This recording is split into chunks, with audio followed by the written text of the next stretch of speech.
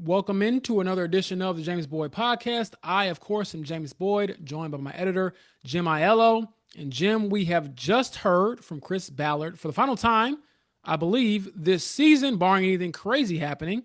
Yeah. And I think we're going to talk about his favorite position on this podcast. I was saying, how dare you, James? How dare you?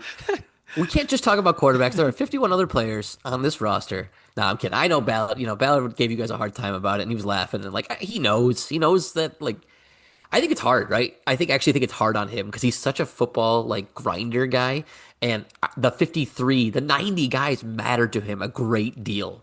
And I then he mean, gets he's in a front of you scout. guys. He's a Of scout at course. heart.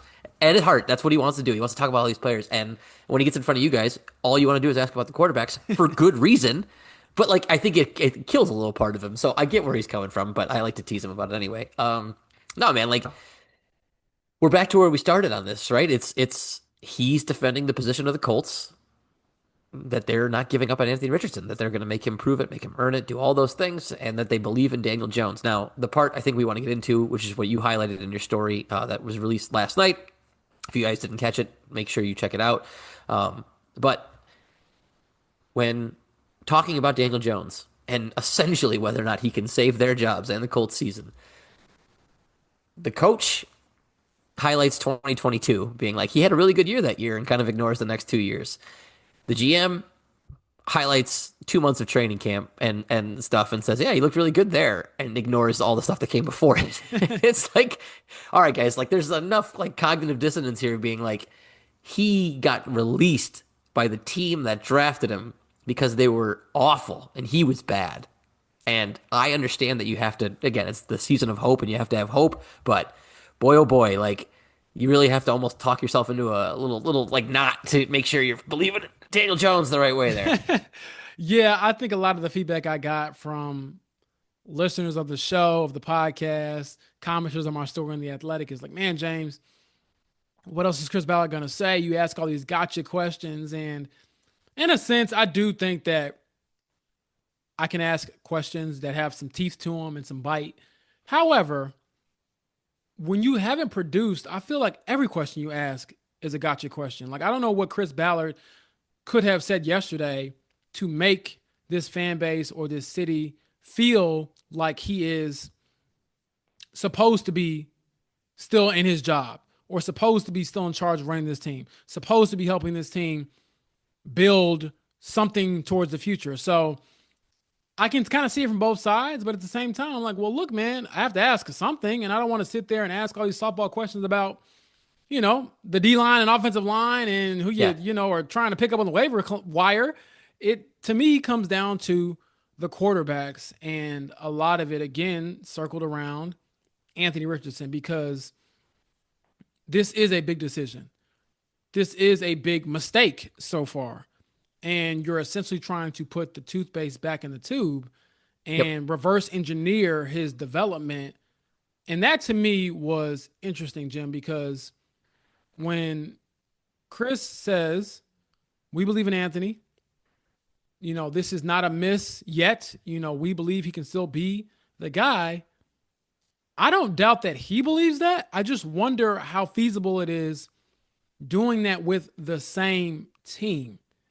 And that to me is why, whether you do go with Daniel Jones and you put Anthony's on the bench, I just wonder, okay, what is the plan for the number 4 pick besides eventually moving on from him? So that to me is what he couldn't really answer. And I don't think anybody can honestly answer, Jim, honestly. No, I mean, I think there was a moment where you asked a question, and I thought his response was good in that he was like, listen, anything I say, he's like, the question you would ask essentially was, why should people believe in this plan that you have? And he responded by essentially saying, you ask questions like this where it gets to the idea of why should people believe, and they're not gonna believe until we win. And that's he's not wrong. That is the heart Yeah. of the matter. Like he has no track record to stand on. Unfortunately, that is true. Like in the last 8 years, you guys have heard the numbers a million times. No division titles and one playoff appearance and all this other stuff, right? Like Yeah. I What, two he playoff appearances, one two playoff playoffs, one win? playoff win. My Like bad. Yeah. that's So tough. sorry. Yeah. No. So until the plan. He's at the point now where like he just doesn't get the benefit of the doubt. So it's win and prove that your plan worked, or lose and looks like you didn't know what you were doing. And I think he knows that. I mean, I think he understands that, and it's hard for him to answer the question when he again doesn't have a lot of leg to stand on here. On yes, we have a track record of developing young quarterbacks. No, you don't. Yes, we have a track record of like overcoming bad quarterback play and winning divisions. No, you don't. Like he doesn't have this like you should believe us because this is what we've done. It's Right. not there. So he's got to say all he can say, which is we got to go out and show you, or no one's going to believe us. And he's 100% right about that. Yeah, and the way I look at it is when we hone it down to, oh, by the way, this is a two timeline sort of thing that we're trying to work. Yeah, How do you believe that? Because in the present, like I wrote in my story, you're saying we're gonna win with Daniel Jones, but we're gonna keep the door open because we're gonna win with Anthony Richardson at some point. Those two timelines, those two scenarios seem to be a bit conflicting because in football, obviously we know you can only play one quarterback. And it's really hard to envision that if this season goes well with Daniel Jones, who he compared to Alex Smith from the Kansas City Chiefs, from when he worked with the Chiefs. And honestly, Jim, on a tangent, if you look at Alex Smith's career early on with the 49ers, it kind of looks similar to Daniel Jones's when it comes it to it does. the touchdowns, interceptions. But the weird part about that example is that Chris compared him, Daniel Jones, that is, to the Kansas City version of Alex Right. Smith because of the work ethic and the checks and the calls and things that sees every day, his consistency. But the thing about that is, like I put in the story, is you saw Alex Smith over a number of years. Right. You've seen Daniel Jones for all of 5 months. And I'm not saying he doesn't work hard. No one has ever said he doesn't work hard. No. It's No. can it lead to wins?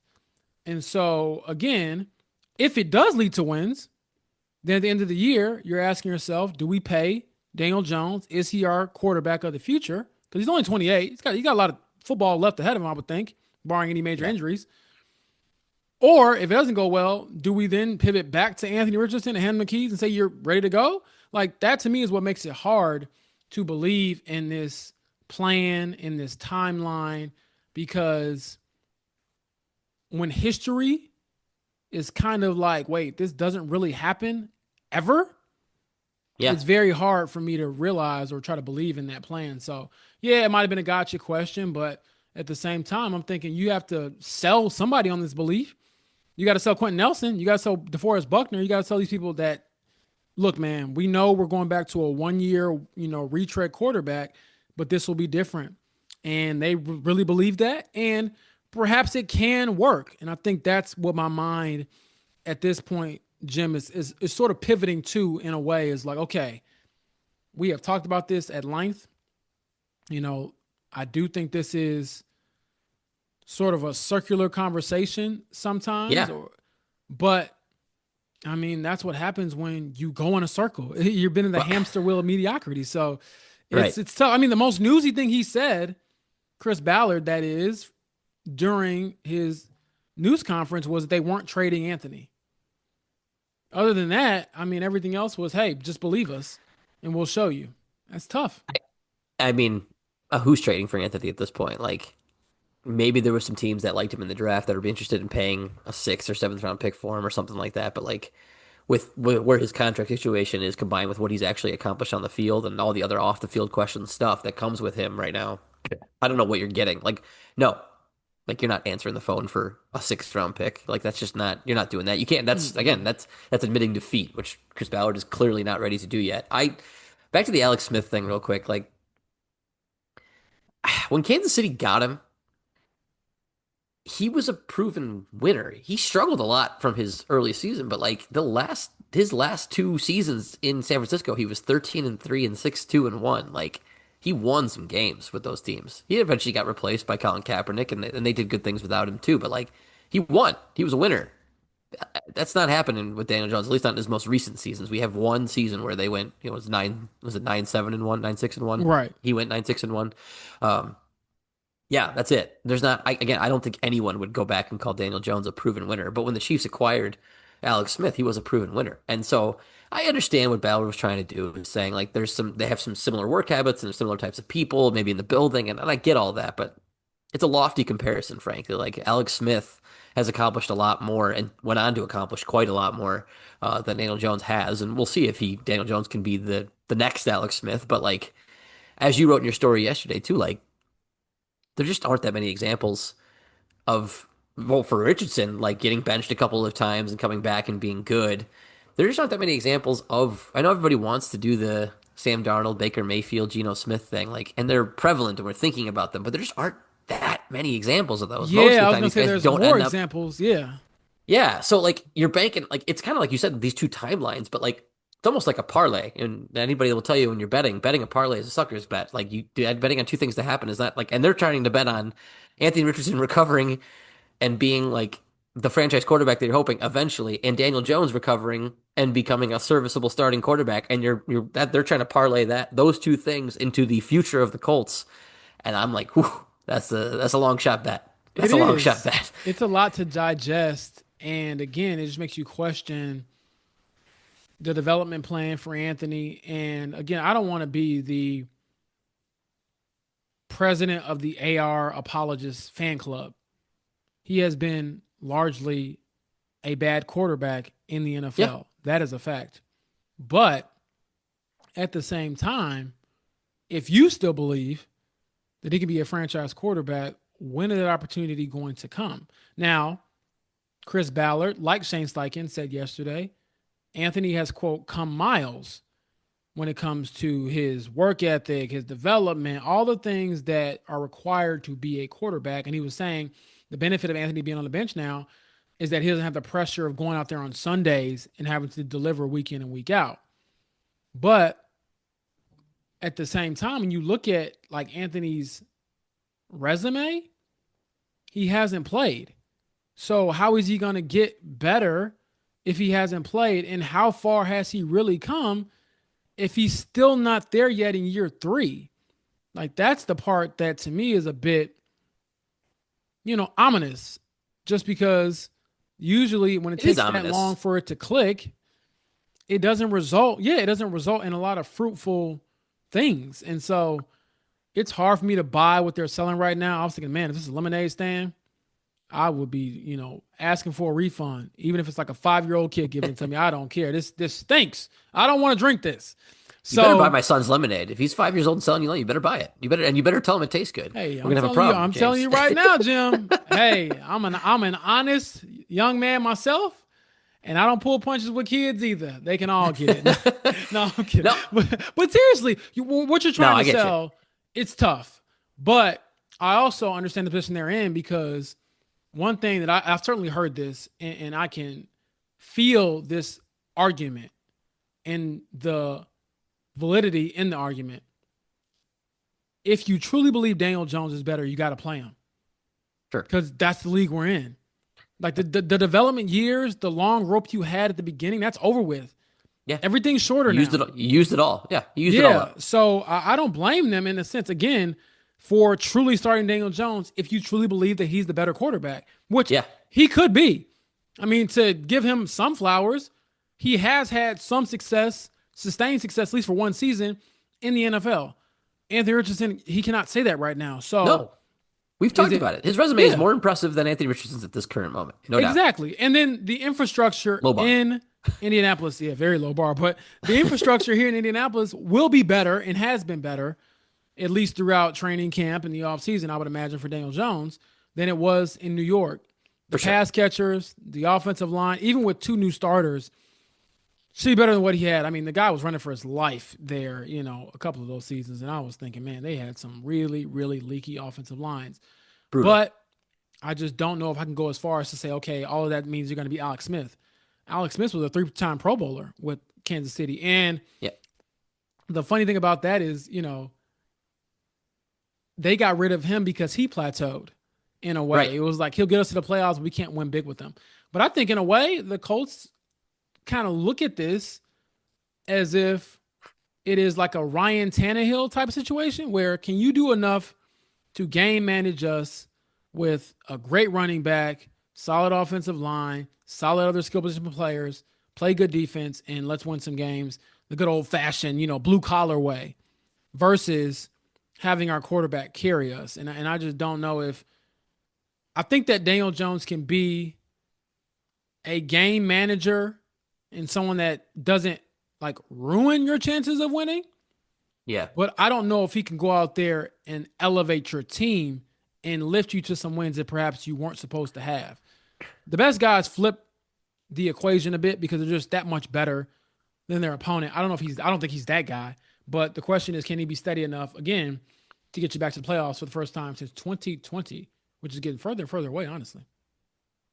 Yeah, I don't want to be the guy that dumps all over Daniel Jones, but like I feel like by comparison to Anthony Richardson, he's obviously the more stable, but like he he does lose games. Like he's not the guy that just like plays mediocre football and that, like if you have a good team, they can win. Like that happened a little bit with the Giants, but like he played very poorly for long stretches then and it hurt the Giants. That again, like you said, all the caveats included, bad Mm-hmm. offensive line, bad supporting cast, all that stuff, but like I don't want to overstate this like steadiness that he gives you. I think our Right. colleague Ted Nguyen tweeted that like his turnovers, he pretty much he's very consistently turning over the ball throughout his entire career. Yeah. And not to say that Anthony Richardson isn't. I'm and not even this is not a comparison. This is me just saying like the bar the Colts are asking him to clear is I think higher than he's tripped like typically cleared throughout his career, frankly. So I I like the comparison to the Titans. I think that's what they would prefer him be is like kind of a play action, hit the shots that I ask you to hit. Like Arthur Mm-hmm. Smith was like, I'm gonna call these plays, you do those things and use your athleticism in the other moments while we rely on Derrick Henry. I still get a little frustrated that that's not the kind of offense he wanted to run with Anthony Richardson because I Right. feel like that's the kind of offense they should have run for the first 2 years. But I also understand that Richardson wasn't so helpful and making the easy plays. But anyway, that's a digression. I just yeah, like I said, it almost feels like we're talking in circles on this thing with Daniel Jones and Anthony Richardson and the Colts decision. But it's just it's going to determine so much, and there's so much is at stake right now with this team and with these quarterbacks. I still believe that we're going to see Richardson at some point in his career. Daniel Jones just has not doesn't his again, we talked about track records and histories, like doesn't have a great health track record, doesn't have a great production track record. So whether he gets benched for poor performance, whether he gets hurt and misses some time, I do think we're going to see Anthony Richardson start some football games this year. And I do think that would be it. Like this is it. There's no I don't think the Colts could even possibly say if he doesn't perform in those games that they could hold on for another year. I think they would just have to let go. So that's what I'm holding on to. If I'm holding on as an Anthony Richardson believer and I'm buying into the long term plan, like Mm-hmm. I want to hear all the right things during the time that he's on the bench. He's being the best QB2 he can be. He's He's in serving the there QB early and one. he stays late. Exactly. You want to hear all that stuff. You want to hear that he's growing up. Like I understand Ballard's thing. Like progression isn't linear. He is young. He clearly had more to learn than they ever knew. All that stuff. But like it's time now.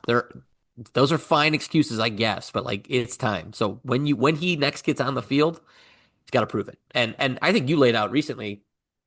There's certainly a timeline in which maybe the Colts do win 9 games with Daniel Jones and he doesn't miss any time, and that really throws a wrench in the stuff. It's like, okay, what do you do then? But we Yeah. could talk about that further down the road. But like it is interesting with like when you start to play out the outcomes of the season, like what has to happen, what will happen when. It's kind of like, okay, I don't know what you want to happen if you're a Colts fan. It's probably still that Richardson comes in and looks good, like at whatever point, right? Like that's Right. probably the number one thing you're rooting for because I don't think anyone, unless maybe the number one thing you're rooting for is Daniel Jones indeed becomes the next Baker Mayfield. But boy, Yeah, that or feels to hard to make the believe. playoffs or to have a winning team. I get all those things because I will say the entire fan base isn't just gung ho about, losing games and well, if it doesn't work with Anthony, we'll just draft the quarterback. Like, no, they want to win, and I get that.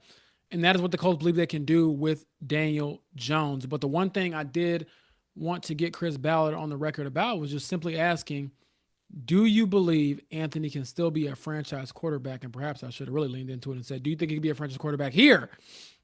But nevertheless, on one of his last answers in yesterday's press conference, he says, I think it's sure in him. I do. I think it's in him. Whether that happens or not, we'll see, but I do think that's in him. So again, very much backing Anthony Richardson, very much backing Daniel Jones. I mean, at one point, Chris told us we were, getting distracted or losing sight of, what was really supposed to be the conversation. And I was thinking, no, no, no, no, no. We got to talk about this because it's important.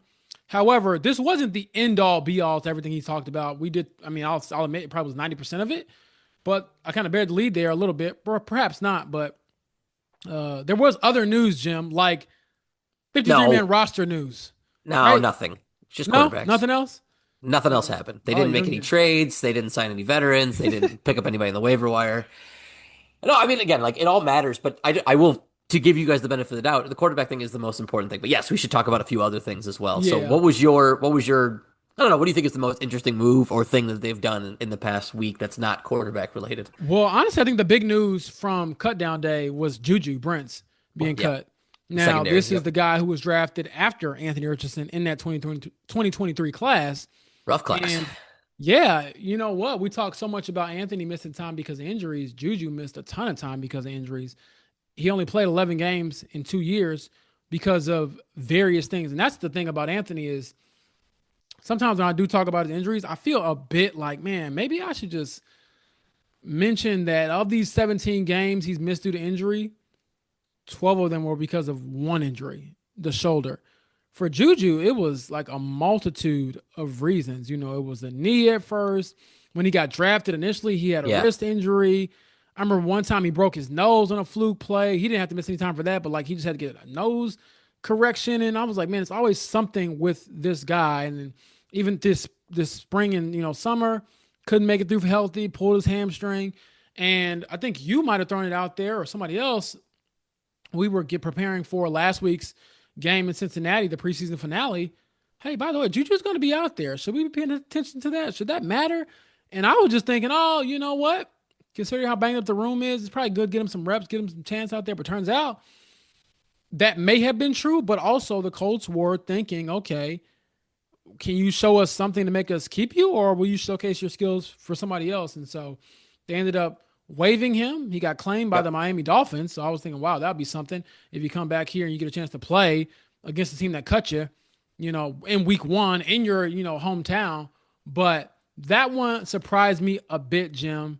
And I think it's because one, cornerback is still kind of like fluctuating. It's fluctuated a lot. I mean, Chris Ballard talked about that, when he finally did stop answering questions or stop being asked questions about quarterbacks. But with Juju, man, it's just an unfortunate story. And the way that Ballard Yeah. phrased it was, quote, like bad luck.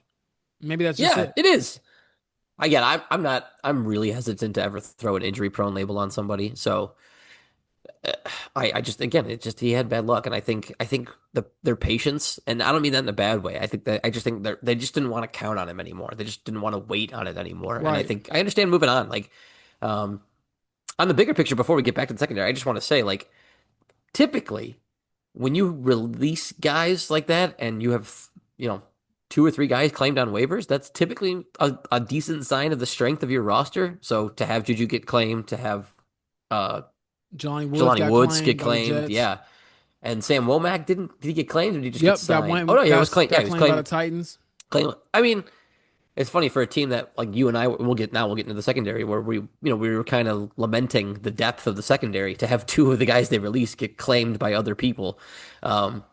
Is interesting. Just I guess probably just shows that other teams are desperate for secondary help as well. But the Colts have been really active, which I'll say credit to Chris Ballard and kind of this new mentality he showed throughout pretty much the whole offseason where he's been very Hmm. aggressive. Like, you know, you hammered him last year. I think all of the Colts media hammered him last year about the depth of the cornerback room, being like, "What are you doing here? Like, you can't count on all these young guys to step up." Right. And Right. it ended up kind of coming back to bite him. Now they signed Xavier Howard. They trade for Blackman. Like I, I give Ballard. Who knows if that works? By the way, I have no idea if either of those move. But I think Ballard is being proactive and trying to address these holes on the roster. So I guess maybe the secondary looks a little better. I don't know. Overall, man, I'm just kind of like, man, this secondary looks way different than it did a month ago, or at least the way I thought. I mean, and like, shoot, if you go to like before free agency, it's almost unrecognizable most of the secondary. Yeah, I think this is the part where, again, you can move on from the quarterback conversation because even then they've done something different as Yeah. opposed to what we've seen at least in recent past because the plan was Anthony Richardson and then it wasn't with Daniel Jones. But this is where I feel like Ballard has changed the most Yep. because I don't think Gus Bradley perhaps deserved to stay here in Indianapolis.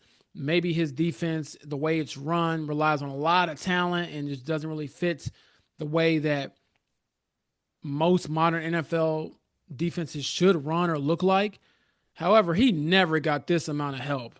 Like No. like Lou Anarumo is getting a ton of help from Chris Ballard to revamp this room. And yeah, they've got some notable players in there already, but just even trying to take some swings on the margins. That's one thing Chris Ballard said.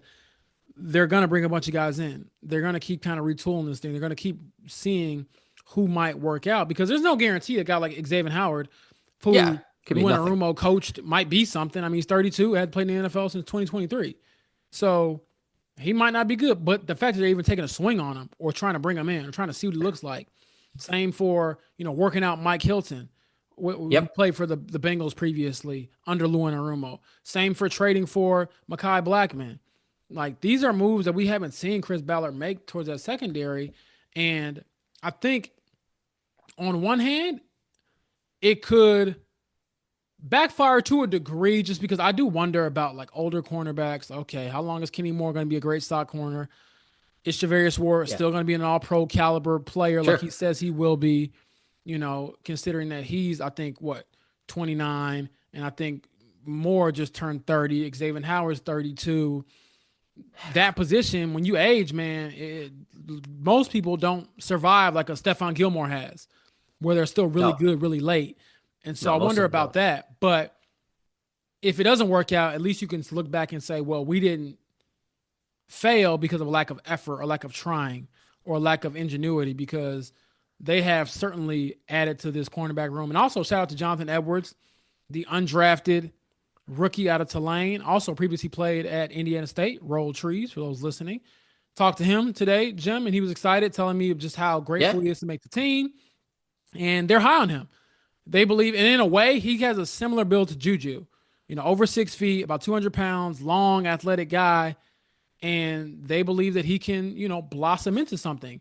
And he believes that, hey, if I keep fighting in this room, I'll have my opportunities to get out there. So, again, he wasn't a thought. He wasn't part of the equation a couple months ago. But again, the Colts just tried to bring in new bodies, bring in new faces. And it seems like they're just disinterested in running it back how they used to. And I'm very curious to see how Lou's defense look when it's fully deployed, just because we haven't seen, I don't think, the best stuff just yet. No one shows their best stuff preseason, but for him in particular, knowing the amount of defensive backs he'll likely play, being in a lot of nickel and dime packages, I'm excited to see what that looks like. And also, again, can the bets that you're trying to place cash in at least somewhere? I'm not saying every guy they brought in is going to be a hit, like Mekhi Blackman, Jonathan Edwards, Xavier Howard. You still have Jalen Jones, who's working his way back from a hamstring injury. They're all competing, in my opinion, for one slot. And also, just depth wise, it's better to have it than not if somebody gets banged up. But that cornerback room, I think they should feel pretty good about the decisions they've made to at least address it. Unlike they did last year. I mean, last year, Jim, they Right. sat here and said, when Dallas Flowers, you sure? And then it turned out very quickly they were not sure because they got rid of him. Yeah. The other, I only another like interesting aspect of this I wanted to like quickly touch on was it seems that Chris Ballard is leaning heavily on Lou Anarumo and his evaluations Yes, at the it quarterback does. It spot. Like, does. I think just to rewind to Justin Wally really quickly. A shame, obviously, that he's out for the year. And I think Chris Ballard really, really spoke highly of him in the press conference yesterday, saying how much he enjoyed watching him on tape. And it sounded like he was kind of surprised with how good he was already. Mm-hmm. And we talked about this when they drafted him. Didn't really fit the profile of a Chris Ballard draft pick, and reached according to what a lot of people thought, Right. which made you and I think that Lou Anarumo saw something in him, and clearly it was working. I'm not going to Yep. say this guy's like a Pro Bowler or anything, but like they really liked it. He was going to be the starter, and Especially when and you Ball- noted, Jim, that Lou usually leans towards the older players, yep, the yeah, vets. yeah. And the fact that he was so in on Wally, a guy that I really believe he had heavy influence on picking, that to me was like, oh, okay, like there's something about this Wally guy, and also maybe he knows what he needs for his secondary. And then you go sign Xavier Howard. Oh, he has a previous relationship with Lou Anarumo. That again is like, okay, Ballard is relying on his people to help boost this thing up. It's not just, I think in the past it's been a lot of like my scouting eye or my scouting team, and we know we got these young guys, we know they're going to develop because we picked them, and we know, like, it seems like he's a little bit maybe a little more willing to take a little outside help or outside advice on, especially a corner, like again in the secondary, which is, I understand where maybe in the past he's been hesitant. The secondary was his bread and butter. It was his baby in Chicago. That's kind of how he came up. He was a huge part of drafting that Super Bowl secondary the Bears had. So I think he's always relied on himself for that kind of thing. But it seems like to me, reading tea leaves maybe, that he's relying a little more on Lou Anarumo, which is good because it seems like that's working. The Wally thing worked out. We'll see about we'll see about Blackman and Xavier Howard. But anyway, it's just a little thing I noticed as some of these moves that the Colts are making. Absolutely. And to sort of wrap this up, because I don't want to keep you all for too long, try to keep it brief. And again, a lot of the conversation the last couple weeks has been quarterbacks. And if you feel, you know, a love of me and Jim's voice, then go back and listen to the other ones as well, by all means. But the positions of concern, at least for now, for me, are probably still linebacker. Linebacker, I feel like that just hasn't been addressed. And they did make a claim yesterday, a waiver claim yesterday for Chad Muma. I believe he was previously with Jacksonville, where they claimed he's been around for a while, I think. Yeah, but from what I've seen or gathered on him, I believe he's more of like a special teams guy. Yeah. So that seems like it's, more of that pathway or that avenue. However, when you look at that linebacker room as a whole, the only proven starter in there is Zaire Franklin. And he hasn't played a live rep in Lou Anarumo's defense because he missed all the preseason games. Now, he got a few in joint practices and stuff like that, but he hasn't been a guy that I would say is probably 100% comfortable in the system. He just hasn't played in it yet. Yeah. And then the other guys around him on the roster, Joe Bacci, Cameron McGrone, Shagun Alubi, like these are guys who have not played very many games full-time on defense. I mean, between those three, I believe they've only started 4 games or something like that between them. And they've been in the league for a few years now. These aren't like, first, second year players.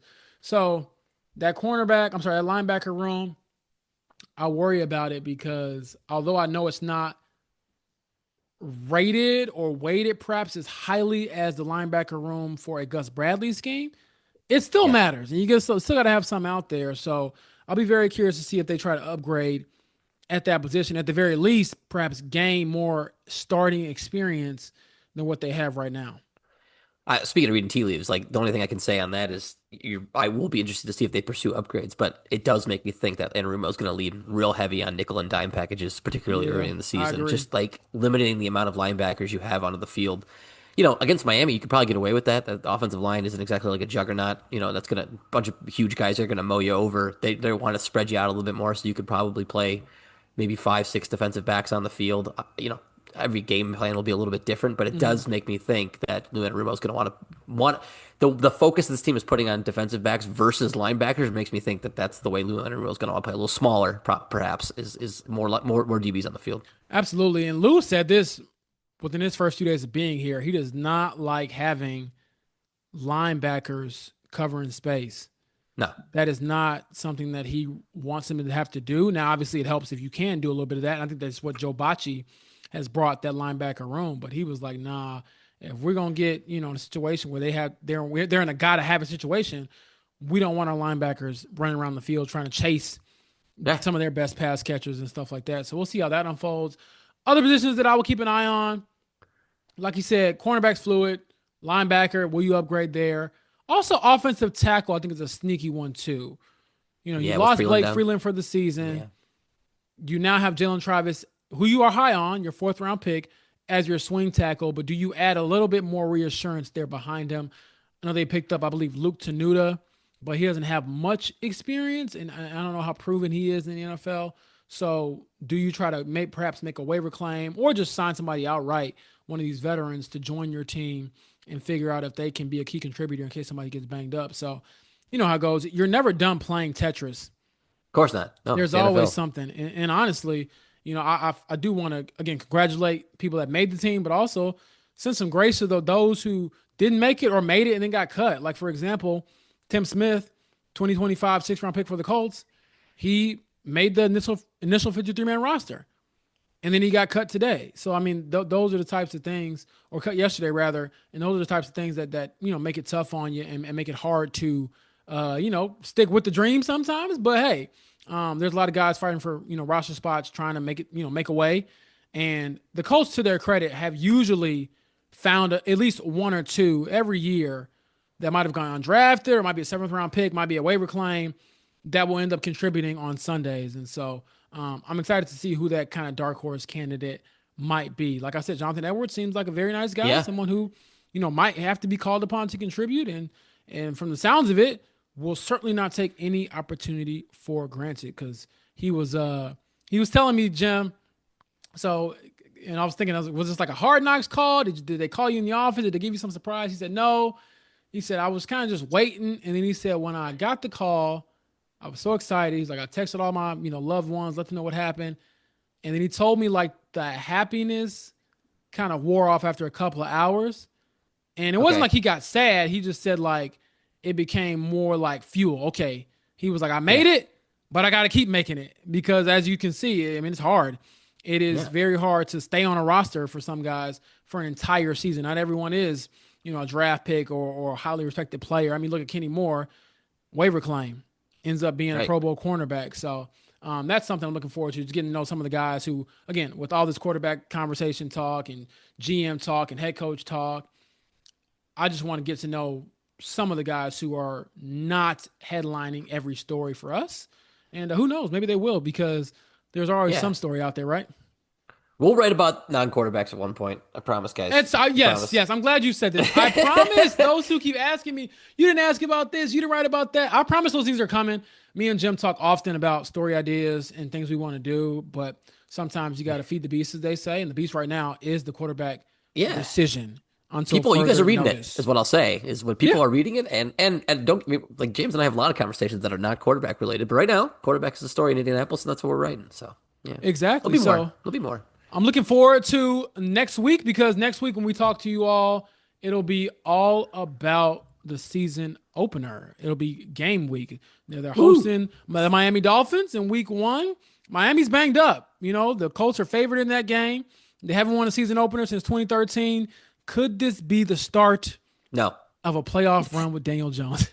It's possible. It's possible. Anything's possible. I'm just kidding.